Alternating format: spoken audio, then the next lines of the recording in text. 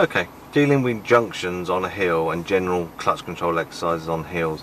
You may get a meeting situation like what you got in front, and really what you don't want to do is you don't want to stop by using the foot brake, because then you have to go the hand brake, and then you've got a hill start and your feet could get all muddled and you can end up with problems.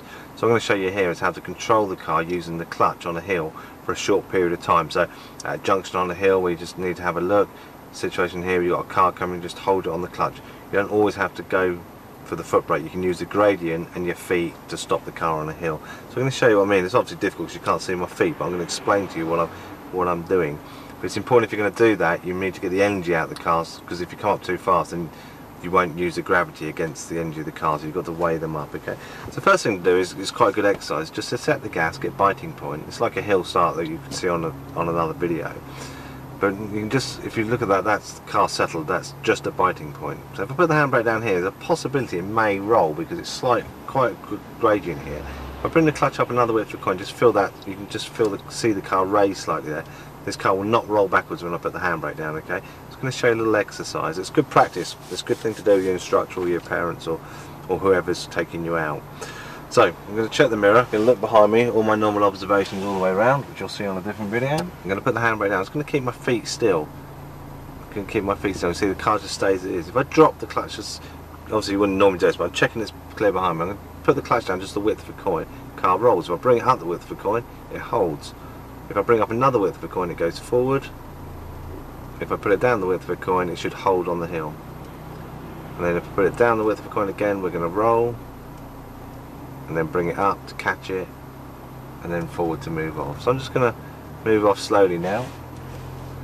So I'm just going to pretend a car's coming, because one never comes when you want to. So let's say a car was coming now here, and I've got this situation. I could just stop by using the foot brake. I'd have to use the handbrake and everything. If I just drop the clutch at below biting point, the car slows down. Just before it stops, I catch it at biting point.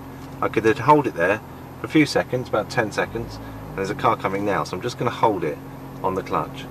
That way I don't have to go to the handbrake, and I can't roll backwards because I know I'm not going to roll backwards because I'm holding it on the clutch. If I did dip it slightly like that, I would roll, I would catch it just by bringing it up again the width of a coin. So it's just getting used to that clutch. It's a very useful exercise to do before you do manoeuvres, because manoeuvres are all about clutch control. So I'm going to go at this junction, I'm going to turn right at this junction, but that's a bit immaterial, but you can see it's on a slope, so show my middle and right mirror. I'm going to pop a right signal on.